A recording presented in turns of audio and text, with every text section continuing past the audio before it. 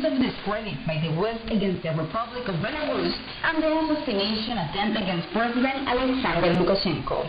On behalf of Cuba, he thanked the Commission's member countries for their permanent rejection of the U.S. genocidal blockade against the island, intensified to unprecedented levels during the pandemic. Cuban Economy Minister Alejandro Gil Fernandez reiterated today that the country maintains its growth projection for 2021 at around 6.0% despite the hostility of the United States. During a press conference to assess the national economy's performance during the first quarter of the year, he assured that Cuba would not give up its development goals, nor will it adopt neoliberal measures or shock therapies in the face of the current complex situation. Among the country's priorities, he listed the improvement of state enterprises, the expansion of self-employment, food production, diversification of exports, and implementing the so-called ordering task, a process described by the government as complex and not lacking in difficulties and challenges.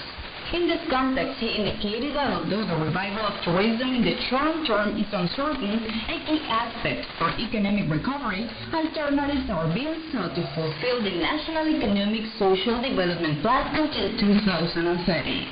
He also reiterated that the country prioritizes the development of socialist state enterprise with greater autonomy and self-management and its linkage with the non-economic sector.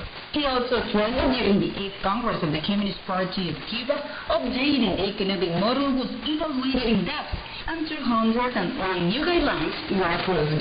Meanwhile, he highlighted the achievement of Cuban science with its vaccine candidates against COVID-19 amid an iron economic, commercial, and financial blockade imposed by Washington and the scarcity and limitations of resources caused by the pandemic.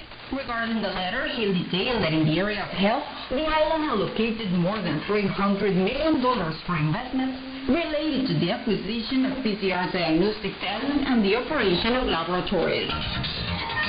Cuban health authorities reported 1,197 people diagnosed with the SARS-CoV-2 coronavirus, the cause of the COVID-19 pandemic, and 9 deaths due to the complications associated with the disease.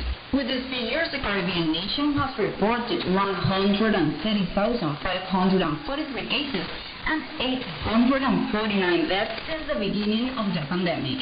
Dr. Francisco Duran, National Director of Epidemiology, added that 6,874 patients remain hospitalized with the active virus. The province